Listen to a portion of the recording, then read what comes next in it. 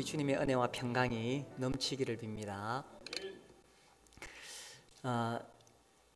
저희 교회는 성탄절과 또 부활절을 특별히 지키는 건 아니지만 그러나 이 주제를 다룸으로 해서 특별히 오늘은 우리가 주님의 부활에 대해서 생각해 보려고 합니다.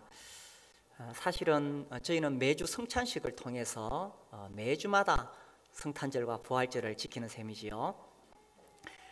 예수님이 부활하셨다라는 사실, 이것은 참 놀라운 일입니다. 이 사실을 믿을 수가 있습니까? 예수님의 부활을 부정하는 사람들이 여러 가지로 말을 만들어내는데 예수님이 진짜 죽었다가 살아난 것이 아니다, 기절했다가 죽은 게 아니라 기절했는데 이 돌무덤에 눕히니까 이 돌무덤이 서늘해가지고 그래 정신이 깨어나서 살아나신 것이다, 뭐 그런 말도 합니다. 그런 사람들은 어떻게 하라 그랬습니까? 쇠조각이 있는 채찍으로 온몸을 거의 죽도록 때린 다음에 머리에는 가시관을 꽉 눌러 씌우고 그리고 두 손과 발에다가 못을 박아서 십자가에다가 6시간을 매달아 놔야 됩니다. 그래 놓고는 창으로 옆구리를 찔러서 그 다음에 내려가지고 돌무덤 안에 넣어놓는 겁니다. 그리고 과연 그 상태에서 기절했다가 깨어나서 돌문을 열고 나올 수 있는지 해보라고 해야 됩니다. 기절하신 것이 아니라 완전히 죽으셨지요. 완전히 죽으셨다가 살아나셨습니다.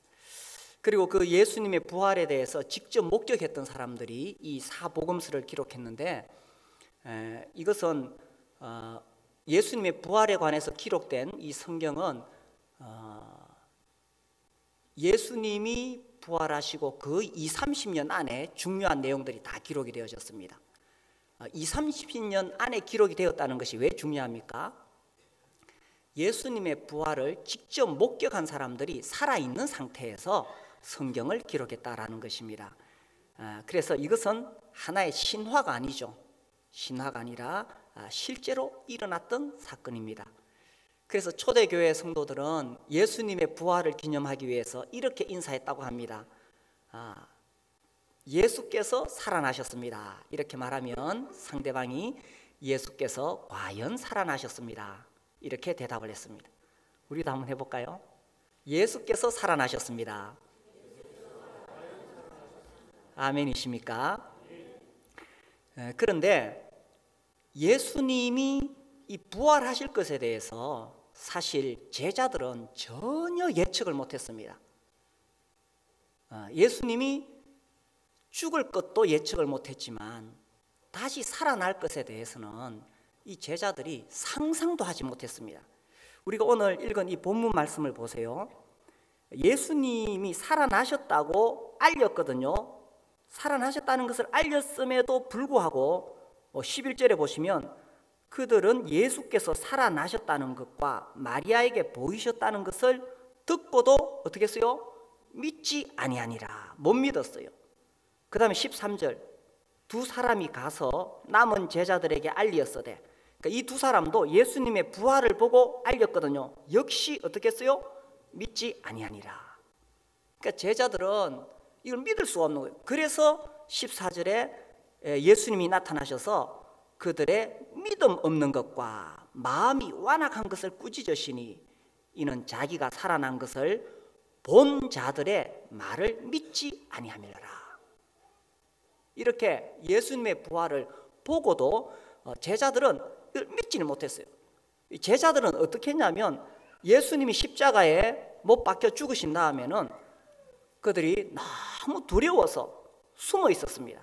그래서 요한복음 20장에도 보면은 이 안식 후 첫날 저녁 때 제자들이 유대인을 두려워해서 따로 숨어 가지고 있었어요. 그리고 이제 예수님이 죽었기 때문에 너무 슬퍼서 울고 있었습니다. 마가복음 16장 10절에도 마리아가 가서 예수와 함께 하던 사람들이 슬퍼하며 울고 있었다, 이렇게 표현합니다. 그래서 죽은 예수님이 다시 살아날 것이라고는 상상도 하지 못했다는 것입니다. 듣고도 믿지 못했는 거예요. 그러니까 예수님의 부활을 부정하기 위한 여러 가지 가설이 있습니다. 예수님이 진짜로 살아나신 것이 아닌데 제자들이 거짓말을 했다. 근데 사실 이게 있을 수가 없습니다. 왜냐하면 우리가 방금 살펴봤듯이 제자들은 두려워서 숨어 있었거든요. 만약에 그들이 거짓말 하다가 그 당시 유대 지도자들에게 발각되면 같이 죽는 거예요. 그렇죠? 유대 지도자들이 앞장서서 예수님을 죽였는데 예수님이 살아났다고 한다는 것은 그 당시 지도자들과 정면에서 충돌하는 것이기 때문에 그렇게 거짓말할 배짱이 없었습니다. 또 심지어 예수님이 죽었는데 제자들이 가서 예수님이 시체를 도둑질 해가지고 어디 감춰놓고 살았다고 말했다. 그렇게 할 수가 없습니다. 제자들은 지금 너무너무 두려워했고 또 그들은 이 예수님이 어떻게 살아났다고 생각할 그런 어떤 여지가 없어요. 그들은 예수님이 부활했다는 소식을 듣고도 믿지 않았거든요. 또 어떤 사람들은 예수님이 죽었다가 살아난 환상을 보고 이렇게 말했다. 이 성경이 아주 참 정확하게 쓰여져 있는데 한 번은 예수님이 제자들에게 나타나셨을 때에 제자들이 아이고 예수님의 영이 나타났다. 이제 육체는 죽었기 때문에 영이 나타난 줄 알고 두려워하니까 너희들이 나를 영인 줄 아는데 영은 뼈와 살이 없다. 자, 나를 만져봐라. 만져봐라. 내 뼈와 살이 있지 않느냐. 그래도 제자들이 못 믿었어요.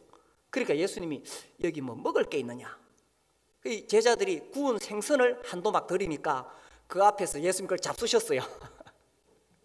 영이 그걸 먹을 수는 없겠죠. 그래서 예수님이 부활하셨다는 것을 제자들에게 이렇게 명확하게 보여주신 것입니다. 그러나 그전에는 제자들은 정말 예수님이 살아날 것이라고는 상상도 못했고 이건 있을 수가 없는 일이라고 생각했어요. 그러면 왜 못 믿었을까요? 예수님의 부활을 먼저 본 사람들이 부활하신 예수님을 봤다고 이야기하는데도 왜 못 믿었느냐? 사실 이것은 인간의 상식에 맞지 않습니다. 역사 속에서 죽었다가 살아난 사람이 아무도 없기 때문에 이 과학적으로도 맞지 않습니다.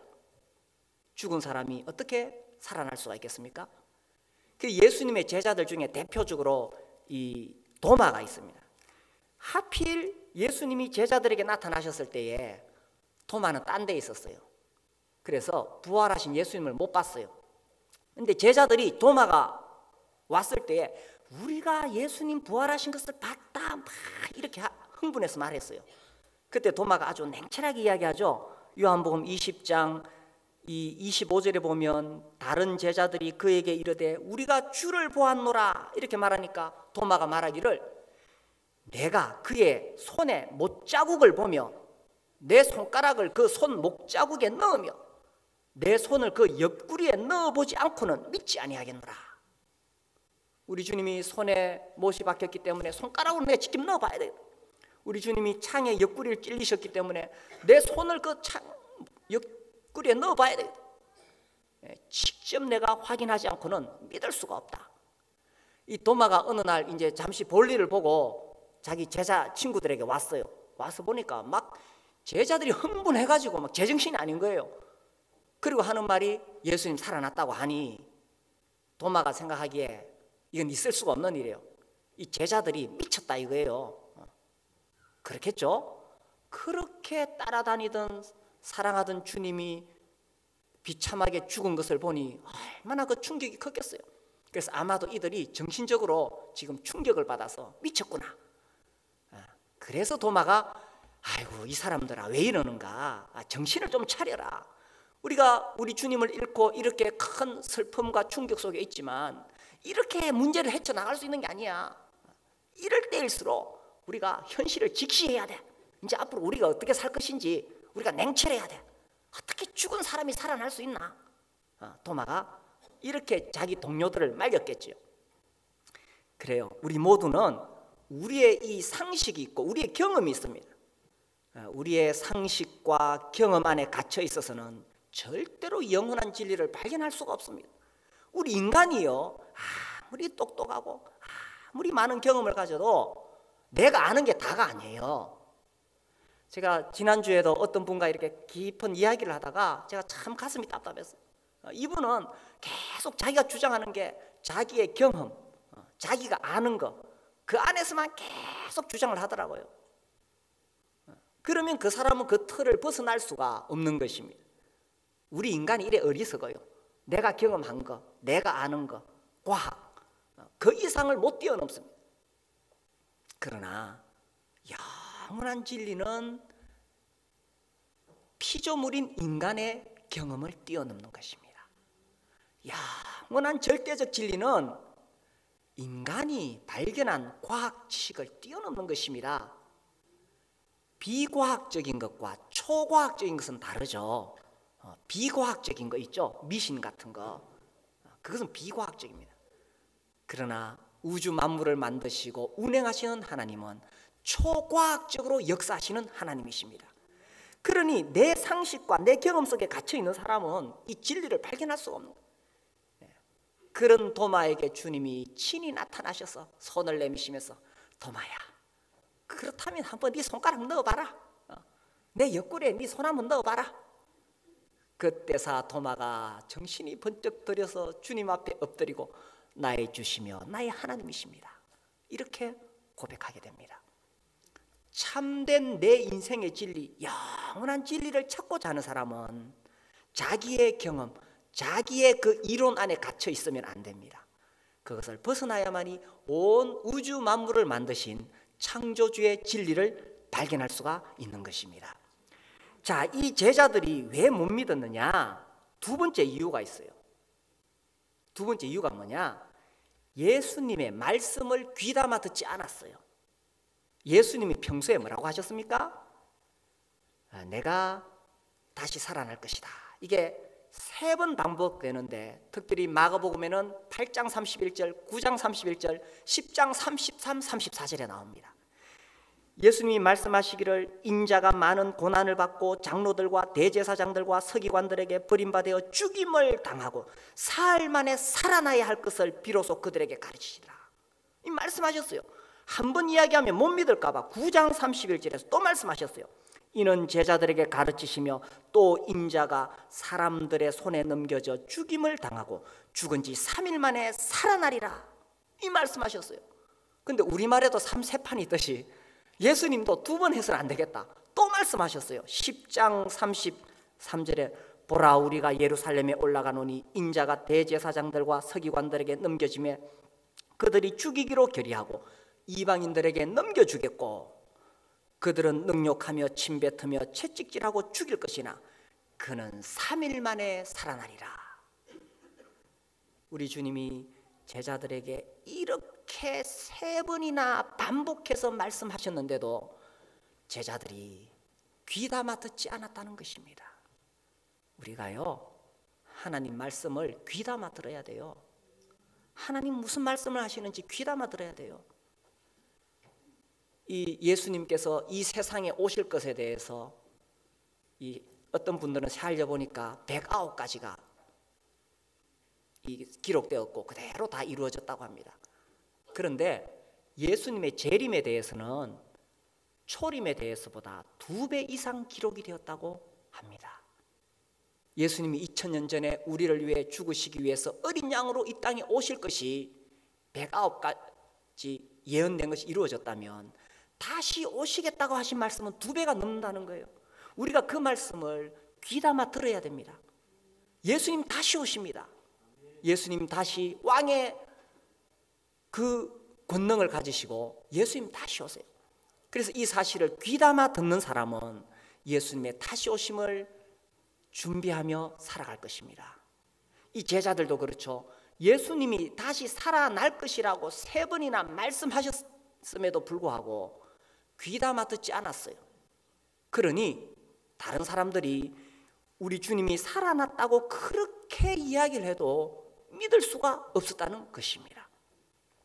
그런 제자들에게 우리 주님께서 친히 찾아오셨어요. 그래서 마가복음 16장 9절에 보면 예수께서 안식 후 첫날 이른 아침에 살아나신 후 전에 7 귀신을 쫓아주신 막달라 마리아에게 먼저 보이시니, 저는 이 말씀 읽을 때 이런 생각이 납니다. 예수님 부활하신 다음에 누구에게 가장 먼저 나타나셨을까? 누구에게 가장 먼저 나타나실 것 같아요? 제가 생각하기에는 가장 슬퍼하는 사람에게 가장 먼저 나타나실 것 같아요. 자기를 가장 사랑하는 사람에게 가장 먼저 나타나셨을 것 같아요. 이 막달라 마리아 7 귀신 들렸으니 얼마나 비참한 인생을 살았겠어요. 거의 짐승처럼 살았을 것입니다. 그런 자기를 예수님이 고쳐주셨는 거예요. 그 뒤로 이 막달라 마리아는 뒤에 보면은 예수님을 따라다니면서 섬겼습니다. 그렇게 사랑하고 사모하던 주님이 십자가에 못 박혀 죽었을 때 얼마나 고통스러웠겠어요. 그래서 자기를 가장 사모하고 자기를 가장 사랑하던 그 막달라 마리아에게 가장 먼저 나타나지 않았을까? 그래서 이 막달라 마리아가 흥분해가지고 제자들에게 가니까 못 믿는 거예요. 너 미쳤다 이거죠, 그죠? 그래서 주님이 다시 그들에게 오셔서 또 나타나셨어요.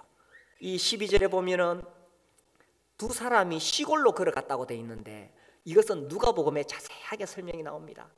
엠마오로 가던 이 두 제자, 이제 예루살렘에서 예수님이 죽었기 때문에 예수님에 대한 모든 소망을 다 버렸습니다. 죽었기 때문에 더 이상 예루살렘에 있을 이유가 없습니다. 그래서 다 정리하고 엠마오로 가고 있는데 주님이 그들에게 나타나셔서 그리고는 성경을 통해서 말씀하셨죠. 구약의 선지자의 글과 시편을 통해서 봐라, 이 하나님 예언하시기를 하나님이 보내신 구원자가 오면 이와 같이 고난을 받고 다시 살아날 것이 기록되지 않았느냐. 그 말씀을 들으면서 이 제자들의 마음이 뜨거워졌고 그 제자 떡을 떼었을 때 눈이 번쩍 뜨이면서 예수님. 그래서 그 제자들이 다시 예루살렘으로 올라오죠. 올라와가지고 제자들에게 말하니까 그 제자들이 또 믿지 않는 거예요. 그래서 14절에 우리 주님이 11제자가 있을 때 친히 오셔서 그들의 믿음 없는 것을 꾸짖으시고 주님이 부활하셨다는 것을 명백하게 보여주시다는 것입니다. 자, 예수님의 부활은 제자들이 꾸며낸 이야기가 절대로 될 수가 없습니다. 우리가 보았듯이 우리 주님이 십자가에 죽으셨을 때 제자들은 두려워했고 슬퍼했고 숨어 있었습니다. 심지어 예수님이 살아나셨다는 것을 본 사람들의 증언을 듣고도 믿지 않았습니다. 이런 제자들이 어떻게 예수님의 부활을 꾸며낼 수가 있습니까? 그런데 놀라운 것은 이들이 예수님의 부활을 보고 얼마나 변화됐는지 모릅니다. 그전에는 유대인들이 두려워서 숨어 있었지만 이제는 용감하게 나가서 예수님이 다시 살아나셨다고 외치기 시작한 겁니다. 그러니 유대 지도자들이 가만히 두겠어요? 붙잡아다가 옥에 가두고 협박을 했습니다. 예수의 살아났다는 것을 전하지 말라. 그렇게 했지만 그들은 그것을 부인할 수 없는 거예요. 사도행전 4장 말씀 보시면요, 사도행전 4장 18절입니다.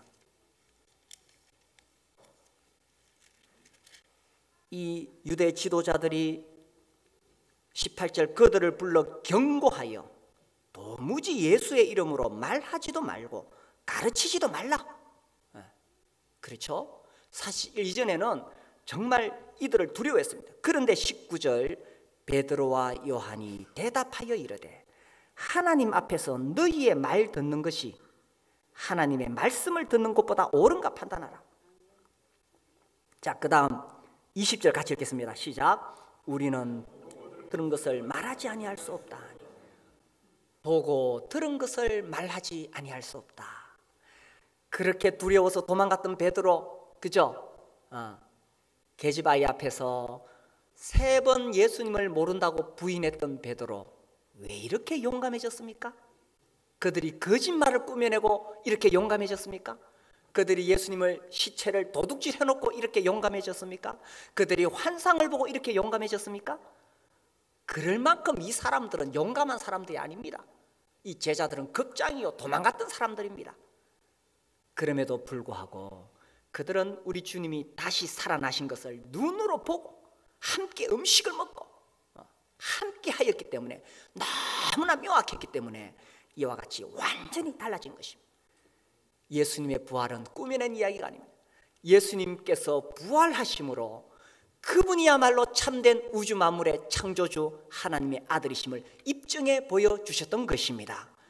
또한 그분이 십자가에 못 박혀 죽으신 것은 그분이 힘이 없어서 그리 된 것이 아니라 우리의 죄를 대신 갚기 위해서, 내 죄를 씻기 위하여 피로서만 죄를 씻을 수 있기 때문에 그분의 가장 고귀한 성결한 피로 우리 죄를 씻기 위해서 십자가에 못 박혀 죽으신 것이지 힘이 없어 못 박혀 죽은 것이 아니라는 것을 그분이 부활하심으로 명백하게 보여주신 것입니다. 나아가 부활하신 그분이야말로 사망의 권세를 깨뜨리신 생명의 주요 온 우주 만물의 가장 높으신 주인이라는 사실을 우리에게 명확하게 알려주고 있다는 사실입니다. 자, 두 번째로 우리가 대제사장들을 볼 수 있는데, 이 대제사장들은요 예수님을 십자가에 못 박아 죽이려고 했어요. 그래서 빌라도에게 가가지고 재판을 청구했던 것입니다. 사실 그들은 사람들을 선동해서 돌로 쳐서 죽일 수도 있습니다. 그런데 굳이 그들이 십자가에 못 박으려고 한 이유가 뭘까요? 그것은 신명기 21장 말씀을 통해서 우리가 알 수가 있습니다. 신명기 21장에 보시면 21장 23절,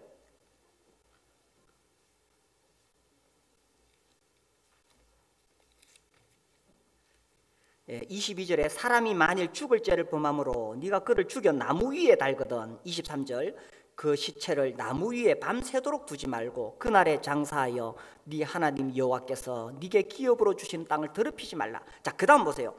나무에 달린 자는 어때요? 하나님께 저주를 받았음이니라. 요 말씀을 이루려고 했던 거예요. 예수님을 그냥 죽이면 유대 지도자들이 만약에 그 사람들이 폭동을 일으킬 수가 있다는 것을 알았는 거예요. 그러니 나무에 달려 죽으면 봐라, 저 예수라는 사람 자기가 하나님 아들이라 그러더니만 나무에 달려 죽었으니 하나님께 저주받은 사람이 아니냐, 요거를 입증하려고 굳이 십자가에 못 박아 죽이려고 했던 것입니다. 유대 지도자들이 봤을 때 예수가 보통 인물이 아니거든. 그분의 성품, 그분의 지혜, 이거 아무리 예수님하고 이 어떤 변론을 하려고 그래도, 그죠? 이 복음서에 보면 예수님이 너무나 지혜롭게 말씀하십니다. 그리고 수많은 무리가 따르고 예수님의 능력, 예수님이 중풍병자를 살리시고 우리 주님이 나병 환자를 살리시고 무리를 끌으시고 보리떡 5개와 물고기 2마리로 수많은 사람들을 먹이시고 귀신 들린 수많은 사람들을 고치시고, 그 주님의 능력을 봤을 때에 예수님이 보통 분이 아니야. 그냥 죽이면 안 돼. 하나님께 저주받은 인물로 몰아붙이기 위해서 십자가에 매달아 달라고 빌라도에게 요청했던 것입니다. 그러나 한편 이 대제사장들은 제자들보다 더 나은 게 하나 있었어요.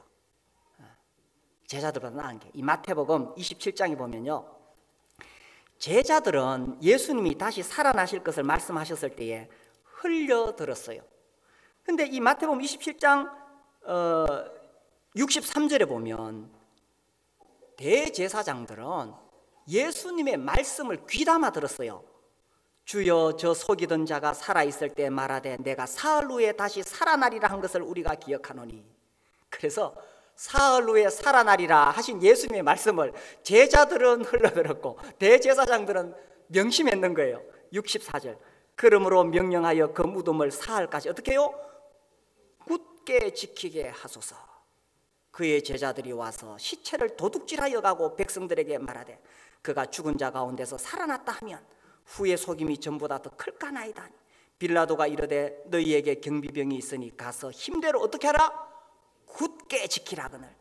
그들이 경비병과 함께 가서 돌을 임봉하고 무덤을 어떻게 했어요? 굳게 지키니라.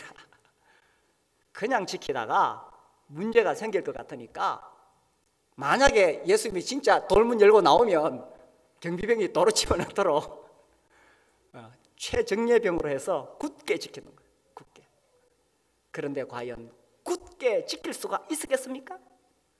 주님은 때가 되기를 기다리셨는 거예요.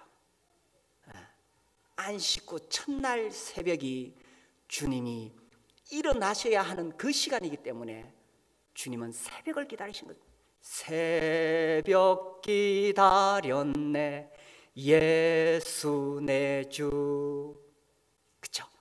헛되이 지키네 예수 내 주. 그래서 굳게 지킨다는 표현이 3번이나 나올 만큼 이들은 정말 굳게 지켰습니다. 그러나 새벽이 되었을 때 천사들이 돌을 옮겨놓고 우리 주님은 거기서 나오셨던 것입니다. 아무도 우리 주님의 그 살아나심을 막을 수가 없습니다. 그래서 그분이 살아나심으로 예수님이 나무에 달려서 저주받은 것이 아니라는 것을 명확하게 보여주신 것입니다. 만약에 그분이 살아나지 못했다면 정말 예수님은 저주받은 자로 끝이 날 뻔했습니다. 그러나 주님이 다시 살아나셔서 그분이야말로 하나님의 아들이심을 보여주신 것입니다. 자, 그렇게 했는데 이제 이 경비병들이 대제사장들에게 달려갔어요. 28장 12절에 보면 그들이 장로들과 함께 모여 의논하고 군인들에게 돈을 많이 주며 이르되, 13절, 너희는 말하기를 그의 제자들이 밤에 와서 우리가 잘 때 그를 도둑질하여 갔다 하라.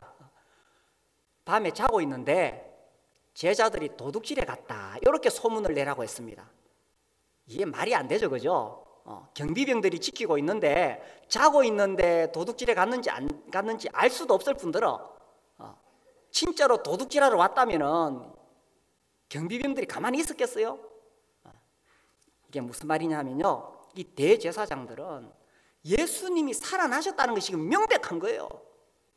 그럼에도 불구하고 이 사실을 받아들이려고 하지 않았다는 것입니다.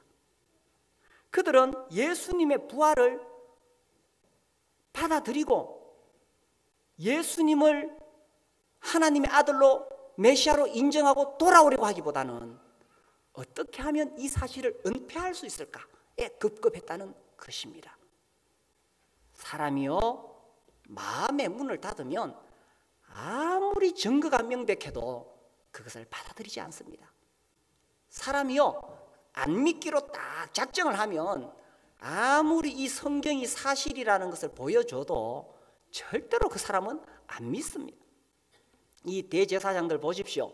그들은 예수의 부활이 일어났다는 사실을 너무나 명확하게 알았을 것입니다.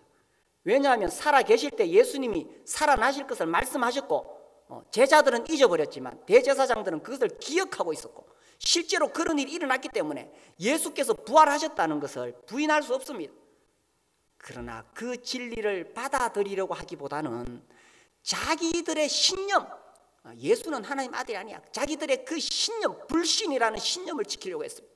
그걸 지키기 위해서 돈을 주고 경비병들을 설득했어요. 자기들을 합리화하려고 했어요. 만약에 진짜로 예수가 살아났다면 그들은 그들의 많은 기득권을 잃어버리게 됩니다. 그죠? 자기들 체면을 잃어버리게 됩니다. 그래서 자기들의 기득권을 지키고 자기들의 체면을 지키기 위해서 이 진리를 부인하려고 했던 것입니다. 오늘날도 이 하나님 말씀 복음을 전하다 보면 종종 이런 사람들 만나게 됩니다. 안 믿으려고 작정하면요, 아무리 명확한 증거를 들이대도 절대로 안 받아들입니다. 이 놀라운 진리, 우리가 마음의 문을 열 때에 이 진리의 빛이 나에게 비춰지게 되는 것입니다. 그래서요, 이 대제사장들은 어떻게든 그것을 막으려고 했지만 제자들이 가만히 안 있었어요. 그래서 제자들이 나가가지고 이 예수 살아나셨다고 그렇게 전하기 시작했습니다. 만약에 그것이 제자들이 꾸며낸 이야기라면 그들이 그 꾸며낸 거짓말을 위해서 자기들의 목숨을 걸었을까요?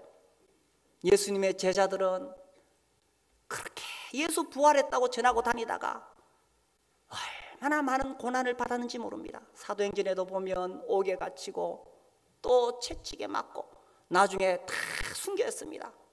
사도 요한 외에는 다 비참하게 순교했습니다. 왜 그랬을까요?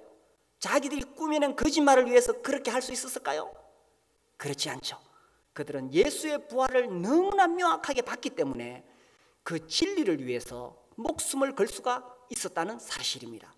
예수님의 부활은 은폐할 수 있는 것이 아니라는 거죠.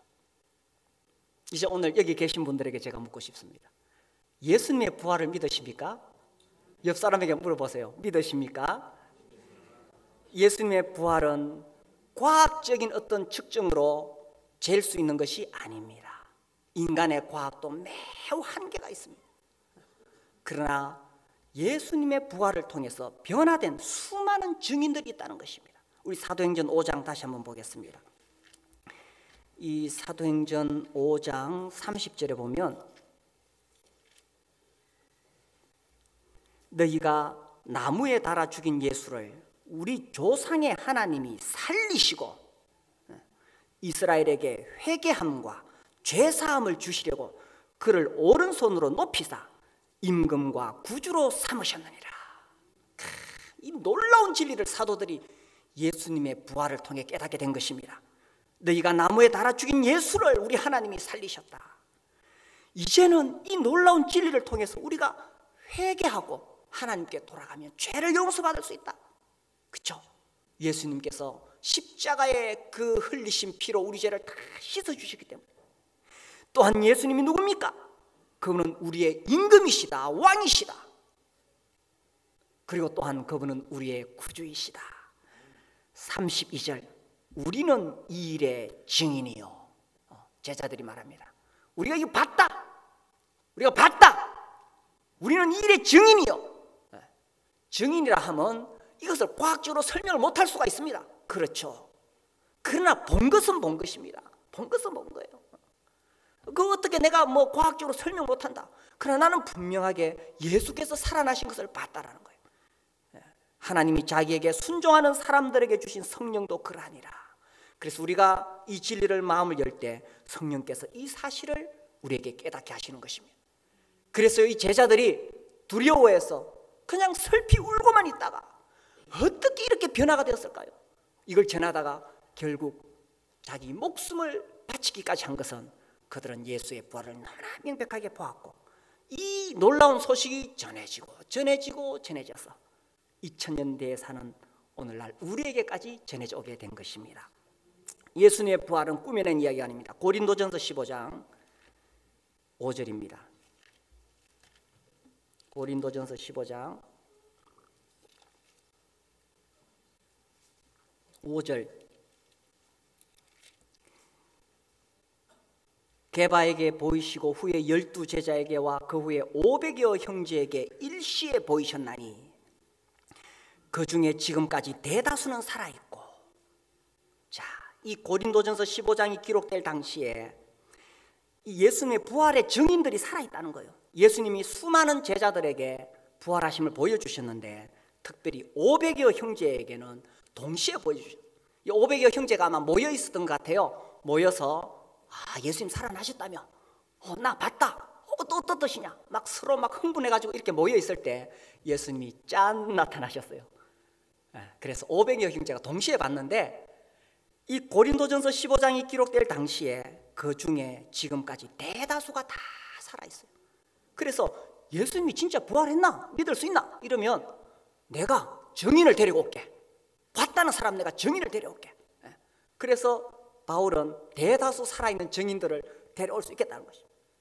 그 증인들이 오면 막 흥분해서 이야기하겠죠. 예수님이 살아나셨다. 그래서 이 변화된 증인들과 수많은 목격자에 의해서 예수님의 부활을 말씀하고 계시는 것입니다.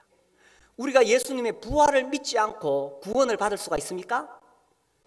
로마서 10장 9절에 네가 만일 네 입으로 예수를 주라 시인하고 또 하나님께서 그를 죽은 자 가운데서 살리신 것을 네 마음에 믿으면 구원을 얻으리니. 그렇죠. 예수님이 부활하셨다는 것을 믿지 못한다면 구원을 받지 못합니다. 반대로 예수님이 살아나셨다는 사실을 믿으면 우리가 구원을 받을 수가 있다는 것입니다. 어느 누구도 죽었다가 살아난 사람이 없죠. 예수님이 죽은 자 가운데서 살아나셨다는 것은 그분이야말로 우리의 구원자라는 것이 너무나 명백하기 때문인 것입니다. 그래서 예수님의 부활을 믿을 때 우리가 구원을 받을 수가 있습니다. 또한 예수님의 부활을 믿을 때에 우리가 영원한 승리자가 될 수 있다는 사실입니다. 고린도전서 15장 19절 말씀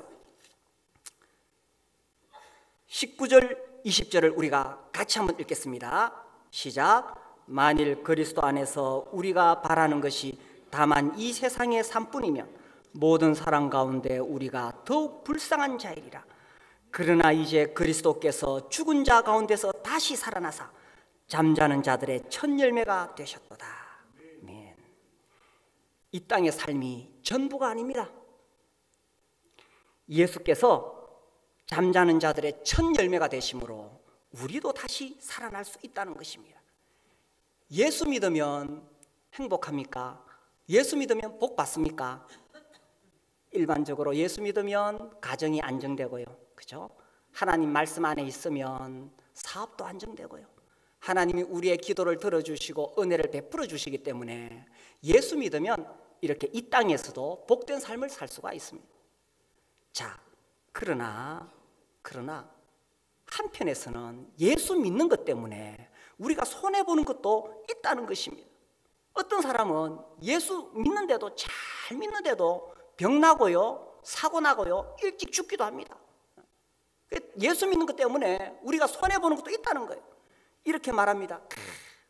내가 예수 안 믿었으면 내가 일요일날 가서 일하면 돈도 더 많이 벌고 지금 좀 부자 됐을 건데. 어떤 사람은 이렇게 이야기합니다. 내가 예수만 안 믿었으면 내가 더 좋은 데 시집 가가지고 더 좋은 신랑 만나가지고 떵떵거리며 살 건데, 아유, 내가 예수 믿는 사람하고 결혼하려고 이래 손해를 많이 본다. 어떤 학생들이 이렇게 이야기합니다. 야, 중간고사, 기말고사 기간에 내가 교회 안 나오면 더 열심히 공부해가지고 성적 더 나올 건데, 예수 믿었더니 이것저것 참 손해보는 거 많네. 그렇습니까? 사실입니다. 그러나 그럼에도 불구하고 우리가 예수를 믿는 이유가 무엇입니까? 예수께서 나의 죄를 위해 친히 이 땅에 오셔서 십자가에 피 흘려 죽으셨기 때문에 그 사랑에 감격해서 예수께서 하나님의 아들로서 하늘의 모든 영광을 누리실 수 있는 분이신데, 그 하늘의 영광을 다 내려놓고 벌레만도 못한 이 나를 위하여 이 땅에 오셔서 나를 대신에 십자가에 못 박혀 죽으셨기 때문에, 예수님이 나를 위해 자신의 모든 것을 다 내어주셨다면, 내가 가진 정말 아무것도 아닌 내가 가진 이 모든 것을 다 바친다 해도 이것이 어떻게 예수님이 가지신 그 영광과 예수님이 가진 그 사랑과 예수님의 은혜와 조금이라도 억만분의 1이라도 이게 비교가 되겠어요? 비록 내가 손해를 본다 할지라도 우리 주님의 놀라운 사랑 생각할 때 기꺼이 정말 먼지만도 못한 이 땅의 영광 우리가 버릴 수 있다는 것입니다. 또한 나아가 이 생의 삶이 다가 아니라는 것입니다. 이제 만일 그리스도 안에서 우리가 바라는 것이 다만 이 세상의 삶뿐이면 19절 모든 사람 가운데 우리가 더욱 불쌍한 자이리라. 자, 만약에 이 세상에 살다가 세상에서 성공하고 출세하는 것이 다라면 우리가 가장 불쌍한 자일 것입니다. 수많은 예수님의 제자들이 자기가 누릴 수 있는 모든 기득권을 내려놓고 예수 복음 전하다가 그렇게 비참하게 죽어갔습니다. 만약에 이 세상의 삶이 다라면 가장 불쌍한 자가 될 것입니다. 그러나 그것이 아니라는 거예요. 이제 그리스도께서 죽은 자 가운데서 다시 살아나사 잠자는 자들의 첫 열매가 되셨고, 이제 장차 우리는 영원한 주님의 나라에 들어가게 될 것입니다. 그곳에 가면 우리가 이 땅에서 놓치기 아까워서 미련스럽게 붙잡고 있던 그 모든 영광이 정말 썩어질 것에 불과했다는 것을 알게 될 것입니다. 그날에 가면 정말 영원한 영광을 보게 될 것입니다.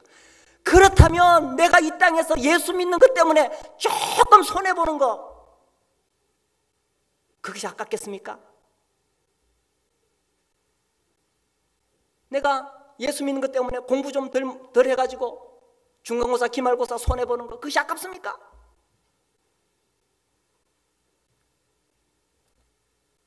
우리에게 있는 환난에 경한 것이 영원한 영광에 중요한 것과는 비교할 수 없다는 것입니다.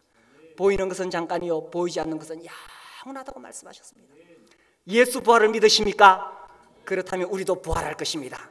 예수님의 부활을 믿으십니까? 그렇다면 이 땅의 삶이 다가 아니라 우리에게 영원한 삶이 있고 우리 삶의 최종 평가자는 예수 그리스도시요, 그렇다면 우리가 영원한 승리자가 될 것입니다.